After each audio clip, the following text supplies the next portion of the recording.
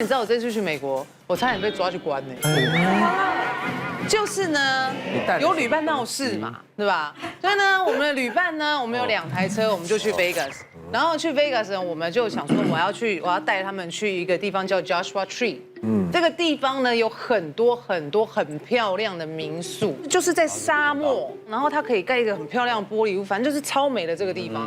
然后我就想说，好，那我们去 Vegas 要回 LA 的路上会经过嘛，就是可以经过这样，我就想，好，那我们带他们去住1个晚上。好，然后呢，我们就想说，好，我们 Vegas check out 之后呢，大概11点多开到 Joshua Tree， 大概也要2-3个钟头。那我们是不是开到那边，我们还可以去几个重要景点去拍照？我租的那个等于是一个 party house， 它有一个很大的游泳池，然后还有一个地方是可以生萤火，然后看星空。然后呢，反正我们就想说，我就计划想说，好，那就到那边，然后我们买个东西，晚上就在那边吃，然后是不是大家玩个水弄一弄，对哦，它很舒服很开心，因为太阳不会那么早下山嘛。对，好啦，结果我们就2台车，我们还是从2个不同饭店出门。然后我们这台车我们就从 A 饭店出门，上路前还好，我们在加油站有把油加满，所以我们这台车就走了。然后我们后面另外一台车呢，不知道哪根筋不对，居然不加油，他们就剩半桶想开3个钟头。本来是我开车，后来马哥就怕我累，他就说他先开，我们中间再交手这样。好，那我们就开。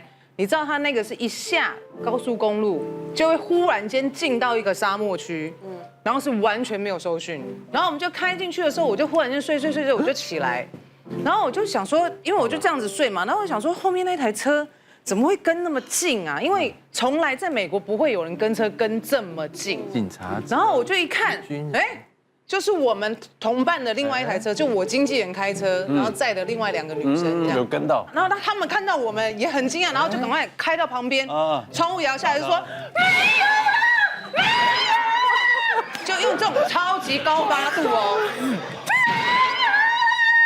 然后我们那台车就全部这样，完了我，说一个公杀小啊，怎么没有？现在没有，你在跟我开玩笑吗？然后好，我就说那你们不要开了，你们就停在这里，因为只有1条路嘛。我们去加完油再回来找你们。然后我就忽然想到说车上有 GPS 内建的，我就赶快用 GPS 找。然后就找，就断断续续的，然后最近的一个要45分钟。加油站。好冤对，好啦，然后我们想说好吧，那就冲啦，怎么办嘞？然后就45分钟，我就冲，然后呢开到一半的时候。讯号断掉，我根本不知道要往哪里开。天哪！然后又再重新设定的时候，好，又反方向，所以我们又折返跑。然后呢，开到另外一条路的时候，它上面就有一个牌子写说此路不通，就是在修路这样。然后呢，这时候米姐就说，可是如果不走这一条路的话，你要绕另外一边，要绕来回至少要2个钟头。哇，好可怕哦！对，然后我就开车开，我跟你讲，真的整个折磨了大概45分钟，中间已经不知道路断掉几条这样，然后就开到。终于看到前面，确定不是海市蜃楼，是真正的 city。然后开上去之后，我一出，后面警车就来了，然后就把我们拦下来。为什么？然后呢，我就当然装傻，我就说我们因为朋友有车就是没油了，所以我们现在到处在找加油站帮他们加油，要拿油回去这样。然后他就说，那你刚刚从哪里来？然后我就说，我依稀记得那边好像有个什么游客中心这样。他说这游客中心那边有一个牌子写此路不通，你没看到吗？然后我就有可能看到，也有可能没看到。对。然后他就说，依照加州的法律，我是可以把你抓进去关的。哇，那么严重。对，他有解释，他就说放这个牌子是因为可能这个路可能真的断掉，又或是可能就会遇到一个悬崖，或是怎么样，我们要出动直升机来救你们，这是很危险的一件事情。然后他就这样讲，然后我就说，我就表明身份说，我真的是游客，我也不是故意的。那我朋友也在等，我也不知道该怎么办，我也没讯号，所以他后来就很好心就放我们走这样。然后我就赶快去把油买回来，买了之后，那个警察还说，你就不要再走回去的路，你就要再叫，等于我们回去要开1个多钟头。哇，好辛苦哦！我跟你讲，从头到尾，我们到民宿已经晚上7点半了。哇，好累哦！另外那一台车的人有没有被晒死啊？他最好晒死我们那台车，快气死好不好？真的是很累，为什么出门不加油？真的，就像我们去这次去冰岛，那他们有一个非常就是著名的一个景点叫做冰川践行。那我的雷旅伴他非常的想去这个地方，那他就跟我说，这个你一定要去哦。这个东西就是走在一个就是平地上面，就是看着那个冰川结冰哦，大概就很快就看完了。我说哦是这样吗？啊好吧，那你想那我们就去吧。好 OK 哦，那就买票吧。就买票了当天呢，然后想说哎呀。隔天要去了啦，我们开始觉得，怎么那个冰岛天气有点怪怪的？怎么那个一直在下雨？要去的那天，他进来了一半，叫我早上7点钟起床，然后跟他开3个小时的车，然后开到那个冰川践行的地方去。然后我记得前一天我们其他人都其实压力有点大，因为我的那个旅伴他不只是他很想要去，他还生了重病。他其实在冰岛的这段日子都非常不舒服，对啊，咳嗽、发烧，通通都有。那我也怀疑他是得了肺炎，但是我就想说，我们都没事，那我想说他得肺炎应该好好休息吧，你还是说不相信，你要放弃啊？他说不要，就等，那我们还要他硬撑要去，然后我们一起去，然后我跟其他人前一天压力很大，我想说天哪，我把他打晕了，就是就把他打晕，不要去了，因为这冰岛我们在后面其实，在平地都觉得很冷了，我们衣服其实带不够，我的衣服其实就是不够，我就穿这样子啊，对，那平常都在车里面，好，那天早上好死不死他起床了来敲房门，好吧。好，那走吧。然后外面是大暴雨，你知道吗？大暴雨，然后很冷。我们就打电话说不然你问一下那个主办单位有没有取消啊？有没有取消啊？他说他说啊，然后问了之后呢，这主办单位跟我说，这个对冰岛来说是个小 case， 我们不会取消，一样如期举行。我疯了，你知道吗？冰川践行，这什么鬼啊？好了，开个3个小时车到那边，中途车又没油，你知道吗？冰岛是怎么样？要自助加油，那个狂风暴雨，叭。然后呢，我们下去的时候擦那个油也不知道怎么用，然后冰岛人讲冰岛怎么坏，我听他拢无。然后呢，那个冰岛就枪拿出来，那个枪拿出来，我插到那孔里，把它插不进去，你知道吗？插不进去算了，它是卡又没感觉。然后那个雨真的砰的好冷。我是穿这样子的，你知道吗？搞到这边大概40分钟，差点那个冰上经理要迟到了。我想说他们很守时，我希望迟到就不要办了。结果呢，没想到我的雷旅伴他在这个最后时间，啪，还是踩到了那地方。到了地方，然后呢，那个下来的时候，那个主办单位看到我说 你很危险。他说你要穿上去，你第一个你要有穿登山鞋，还要给我上种冰爪对啊，冰爪还要有那个擦冰器，哇，谁知道怎么用啊？然后他还说我的衣服很单薄，他说因为我们有租衣服。我说那你衣服拿给我看，我看什么东西嘛？拿出来竟然是一件衬衫，就这么低，这么薄，就这么薄，然后很薄。这是外套了，它只是个骑摩托车的防风外套。然后后来你知道怎么样吗？他那个冰川境根本不是什么冰川，你知道吗？是个雪山，他来回走8公里，花费6个小时。天哪！我怎么能上去？我看到那个冰山，你看到走那片白白的山，你这样从那边逛过去，那些人都变这么的小，然后这冰川这些队伍是这样一颗一颗像蚂蚁这样的。我就跟那个老板说，fine money for you OK I'm quit OK。他们就说跟你们去看看这个雪山，这样在下面等我们。我说 I never waiting for you I want to go back OK I'll go back if you don't want to return the money for me it's fine OK it's I'm Taiwanese I never see like this it's crazy 我说人疯了你知道吗？你说雪山我坐滑雪我要坐缆车上去爬屁啊！他就说那我还不退钱给我啊？我们大概3个人啊就都耗费6000。他当然不会退钱给你，你一直说 money for you。没有，我跟他讲了说你们可不可以退钱给我？他说不行，你们现在已经带到这里了，这钱都是你收。我说go，我有钱款买我一条命，我不要。我因为重点是太夸张了，不是因为我的雷旅伴他上去，他现在状况不好，他有时候不能脱队。如果说我们上去了，他那边是上面并发，我靠，那我也撑不了他下来，我自己都搞不了我自己，我怎么拖他？所以你们整队的人都没去。对不去，我说冰山不行，我说你要上去，你自己看看你能不能自己上去啊？我说我没有办法上去，我确认，我 very for sure I can do this。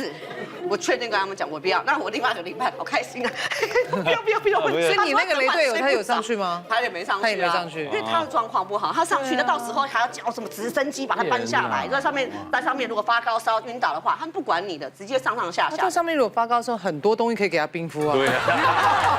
那他就更高烧，到这下都下不来，他不就直接抬下山了吗？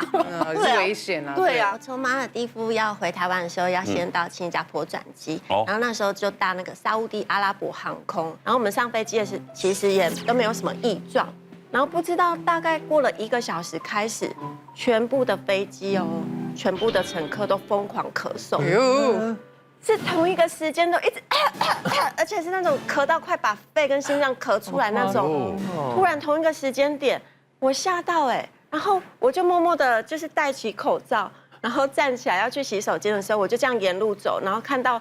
因为可能跟台湾的旅客错开，我那一区全部都是阿拉伯人这样子，然后他们都没有戴口罩，疯狂咳嗽，大概咳到下飞机，咳了3个多小时，也咳太久了。我那3个小时根本就是在地狱，然后。包包有什么布啊，就缠一缠，就自己真的变成阿拉伯人，你知道吗？就想说戴口罩怕不够啊，就连头啊，然后眼睛就露出一个缝缝，然后跟我女儿2个人就坐在一起，在那里发抖，怎么办？怎么办？会不会这一趟来了就确诊，然后而且还是那种莫名病毒，这样就很担心。然后一下飞机。其实也没有什么很大的不舒服，就开始觉得好像喉咙有点怪怪的。然后我女儿也说：“妈妈，我好像头有点晕晕的。”我想说怎么办？我们还要在新加坡待2天。然后我们一下飞机就赶快打开行李，拿那个快筛自己搓一下，很安全没事。可是我还是觉得我喉咙快了，病毒哪有可能？怪怪的。然后我女儿也是都这样，每次听到人家咳嗽，然后谁确诊就会觉得我是不是也有？对，就全身开始不舒服。然后后来到新加坡，因为那个黑社会的米奇也在新加坡工作嘛，我就跟他讲这个状况，然后请他带我们去看医生。然后看一看，那个医生也说你的喉咙就是没有异状啊，然后我女儿的状况也都很好，你们2个很健康，不要担心。这就是心理造成生理就是全身不舒服。超可怕的！现在出国啊，你要咳嗽，你都会很害怕，会吓到人家。对，有时候只是给到而已，你知道吗？就一直咳。对。我有一次就是给到，然后我不敢咳，我怕被骂，然后我就一直忍耐，一直忍耐，等到很不舒服，你知道整个眼泪狂的很，太辛苦了吧？对，真的眼泪我觉得问题很大不是因为在国外，因为你不好咳啊，我的命比较重要，为什么不能咳呀？放轻松点吧，你放那么紧张干什么？就是放太轻松，大拇指才会翻掉啊！翻掉还会再长啊？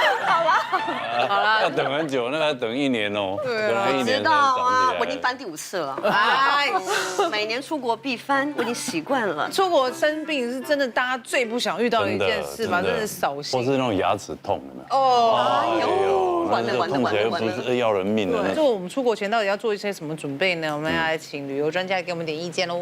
除了出入境的规定一定要注意以外，被挡在国门外面很痛苦。好，对，再来就是健康的问题。健康，像我们现在台湾啊，出去啊，有保那个法定传染病，像 COVID-19 的话，只有1家可以线上投保。国外国安局会推荐说，他当地有些海外可以投保的，海外的他们自己本国的保险公司可以投保。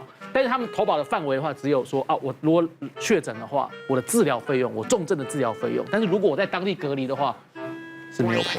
你出国就是要这个隔离的风险是最大的，所以常常会建议大家，就是说你的信用卡出国的话，你信用卡额度一定要确认，一定要足够，不要已经刷爆了，带着刷爆的卡出国。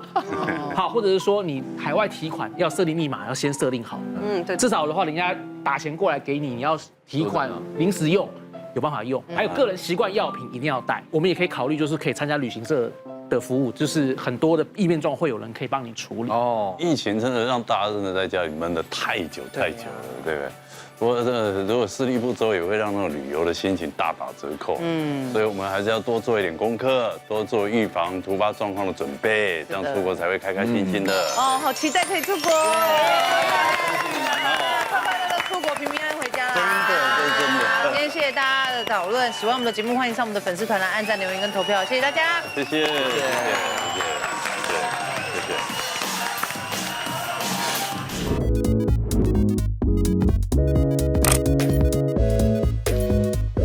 今晚开战吧，让你永远选对边。今晚开战吧，让你总是被称赞。新形态互动式综艺节目，快来订阅，按下小铃铛哦。小铃铛哦。